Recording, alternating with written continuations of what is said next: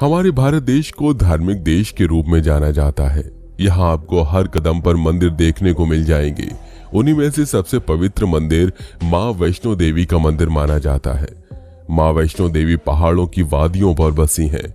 उनके कई चमत्कारी रहस्यों ने सभी लोगों को हैरान कर दिया है। हर साल ठंड की ठिठुरन में भी भक्त माँ वैष्णो के दर्शन करने जाते हैं। चाहे कितनी भी ठंड हो, लेकिन भक्त माँ के दर्शन किए बगैर नहीं आते। माता के इस मंदिर में भक्त जय माता दी के जयकारे लगाते हुए आते हैं।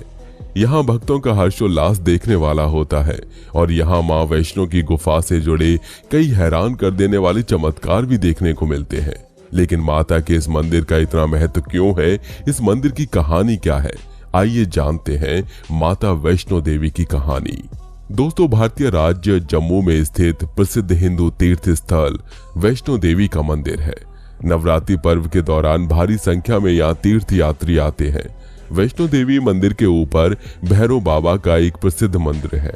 लगभग 5200 फीट की ऊंचाई पर त्रिकुटा पहाड़ी पर स्थित ये भारत में तिरुमला वेंकटेश्वर मंदिर के बाद दूसरा सर्वाधिक देखा जाने वाला धार्मिक तीर्थ स्थल है। त्रिकुटा की पहाड़ियों पर स्थित एक गुफा में माता वैष्णो देवी की स्वयंभू 3 मूर्तियां विराजित हैं। इन तीनों पिंडियों के सम्मिलित रूप को वैष्णो देवी माता कहा जाता है। मान्यता है कि माता की ये पिंडियां साधारण नहीं है, अपितु अपने भीतर चमत्कारी प्रभाव लिए हुए हैं। ये आदि शक्ति के 3 रूप हैं। पहली पिंडी ज्ञान की देवी माँ महासरस्वती की है, दूसरी पिंडी धन की देवी माँ महालक्ष्मी की है और तीसरी पिंडी शक्ति स्वरूप माँ महाकाली की मानी जाती है। ऐसा माना जाता है कि जो भी भक्त दिल से इन 3 पिंडियों के दर्शन करता है, उसे ज्ञान, धन और बल तीनों की प्राप्ति हो जाती है। इस स्थान को माता का भवन कहा जाता है। पवित्र गुफा की लंबाई 98 फीट है। इस गुफा में एक बड़ा चबूतरा बना हुआ है। इस चबूतरे पर माता का आसन है, जहां देवी त्रिकुटा अपनी माताओं के साथ विराजमान रहती हैं। भवन वो स्थान है जहां माता ने भैरवनाथ का वध किया था। प्राचीन गुफा के समक्ष भैरव का शरीर मौजूद है और उसका सिर उड़कर 3 किलोमीटर दूर भैरव घाटी में चला गया और शरीर यहाँ रह गया। जिस स्थान पर सिर गिरा, आज उस स्थान को भैरवनाथ के मंदिर के नाम से जाना जाता है। कहा जाता है कि एक बार त्रिकुटा की पहाड़ी पर एक सुंदर कन्या को देखकर भैरवनाथ उसे पकड़ने के लिए दौड़े। तब वो कन्या वायु रूप में बदलकर त्रिकुटा पर्वत की ओर उड़ चली। भैरवनाथ भी उनके पीछे भागे। माना जाता है कि तभी मां की रक्षा के लिए वहां पवन पुत्र हनुमान पहुंच गए। हनुमान जी को प्यास लगने पर माता ने उनके आग्रह पर धनुष से पहाड़ पर बाण चलाकर एक जल धारा निकाली और उस जल में अपने केश धोए। फिर वहीं एक गुफा में प्रवेश कर माता ने 9 माह तक तपस्या की और वहां हनुमान जी ने पहरा दिया। उस दौरान एक साधु ने भैरवनाथ से कहा कि तू जिसे कन्या समझ रहा है वो आदि शक्ति जगदम्बा है, इसलिए उस महाशक्ति का पीछा छोड़ दे। भैरवनाथ ने साधु की बात नहीं मानी। तब माता गुफा की दूसरी ओर से मार्ग बनाकर बाहर निकल गई। ये गुफा आज भी अर्धकुमारी या आदि कुमारी या गर्भजून के नाम से प्रसिद्ध है। अर्धकुमारी के पहले माता की चरण पादुका भी है। वो ये स्थान है जहां माता ने भागते भागते मुड़कर भैरवनाथ को देखा था। अंत में गुफा से बाहर निकलकर कन्या ने देवी का रूप धारण किया और भैरवनाथ वापस जाने का कहकर फिर से गुफा में चली गई। लेकिन भैरवनाथ नहीं माना और गुफा में प्रवेश करने लगा। भैरवनाथ भी उनके पीछे पीछे गया। इसके बाद मां ने हनुमान जी को बुलाया और उनसे अनुरोध किया कि अगले 9 माह तक किसी भी प्रकार से भैरवनाथ को व्यस्त रखें और देवी की रक्षा करें। आज्ञा अनुसार 9 माह तक हनुमान माता की रक्षा के लिए भैरवनाथ के साथ इस गुफा के बाहर थे।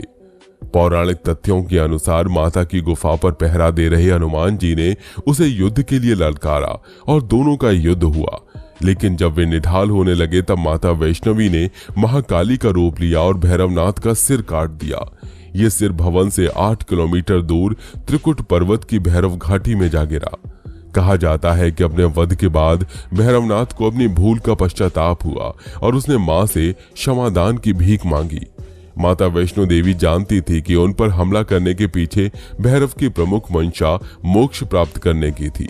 तब उन्होंने न केवल भैरव को पुनर्जन्म के चक्र से मुक्ति प्रदान की, बल्कि उसे वरदान देते हुए कहा कि मेरे दर्शन तब तक पूरे नहीं माने जाएंगे जब तक कोई भक्त मेरे बाद तुम्हारे दर्शन नहीं करेगा। आज स्थान को भैरवनाथ के मंदिर के नाम से जाना जाता है। यहाँ मौजूद पवित्र गुफा में एक चमत्कार देखने को मिलता है। इस गुफा से पवित्र गंगा जल निकलता रहता है। इस गुफा को गर्भ गुफा के नाम से भी जाना जाता है। इस गुफा में केवल एक बार ही कोई जा सकता है, दोबारा उस गुफा में नहीं जा सकता। जो व्यक्ति इस गर्भ गुफा के अंदर ठहर जाता है वो पूरी जिंदगी सुखी जीवन व्यतीत करता है। दोस्तों, माता वैष्णो देवी मंदिर से जुड़ी एक और पौराणिक कथा काफी प्रचलित है, जिसके अनुसार वर्तमान कटरा कस्बे से 2 किलोमीटर की दूरी पर स्थित हंसाली गांव में मां वैष्णवी के परम भक्त श्रीधर रहते थे, जो कि निसंतान थे। संतान न होने का दुख उन्हें पल पल सताता था। किसी ने उन्हें कहा कि अगर वे घर पर कुछ कुंवारी कन्याओं को बुलाकर उनकी पूजा करेंगे, उन्हें भोजन कराएंगे, तो उन्हें संतान सुख प्राप्त होगा। सलाह मानकर श्रीधर ने एक दिन अपने घर पर कुछ कुंवारी कन्याओं को बुलाया, लेकिन उन्हीं में से कन्या वेश में मां वैष्णवी थी, किंतु उनकी उपस्थिति से भक्त श्रीधर अनजान था। श्रीधर ने सभी कन्याओं के पांव जल से धोए, उन्हें भोजन कराया और उनसे आशीर्वाद प्राप्त करते हुए कन्याओं को विदा किया। कन्याएं तो चली गईं, लेकिन मां वैष्णो देवी वहीं रहीं और श्रीधर से बोली, आप अपने और आसपास के गांव वाले लोगों को अपने घर भंडारे का निमंत्रण दे आओ।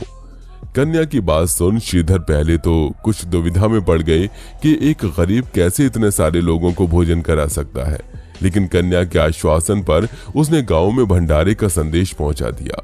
एक गांव से गुजरते हुए श्रीधर ने गुरु गोरखनाथ और उनके शिष्य बाबा भैरवनाथ को भी भोजन का निमंत्रण दे दिया। श्रीधर के इस निमंत्रण से सभी गांव वाले अचंभित थे।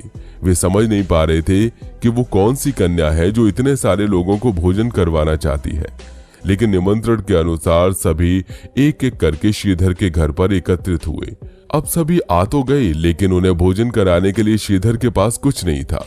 तभी माता वेश में आई कन्या ने एक विचित्र पात्र से सभी को भोजन परोसना शुरू किया। भंडारे के बाद श्रीधर उस छोटी वैष्णवी के बारे में जानने के लिए उत्सुक थे, पर वैष्णवी गायब हो गई और उसके बाद किसी को नहीं दिखी। कुछ दिनों के बाद श्रीधर को उस छोटी लड़की का सपना आया। उसमें स्पष्ट हुआ कि वो मां वैष्णो देवी थी। माता रानी के रूप में आई लड़की ने उसे गुफा के बारे में बताया और 4 बेटों के वरदान के साथ उसे आशीर्वाद दिया। श्रीधर एक बार फिर खुश हो गए और मां की गुफा की तलाश में निकल पड़े और कुछ दिनों बाद उन्हें वो गुफा मिल गई। तभी से वहां पर माता के दर्शन के लिए श्रद्धालु जाने लगे।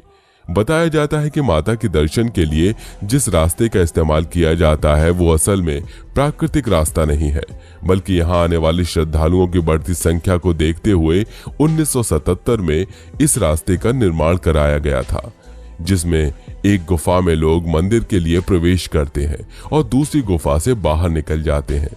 तब से लेकर आज भी इसी रास्ते से गुजरकर मां के भक्त उनके दर्शन को जाते हैं। प्राचीन ग्रंथ ऋग्वेद में भी इस त्रिकुट पर्वत का वर्णन किया गया है। मान्यता है कि पार्वती के आशीष का तेज इस गुफा पर पड़ता है, जिसकी आराधना में 33 करोड़ देवता हमेशा लगे रहते हैं। कहा जाता है कि इस गुफा के दर्शन कम ही लोग कर पाते हैं और मां वैष्णो देवी का दर्शन बस किस्मत वाले ही कर पाते हैं। दोस्तों, क्या आप भी माता वैष्णो देवी की गुफा के दर्शन कर चुके हैं या करना चाहते हैं? तो हमें कमेंट करके बताइएगा। वीडियो पसंद आई हो तो उसे लाइक, शेयर और चैनल को सब्सक्राइब करना बिल्कुल मत भूलिए।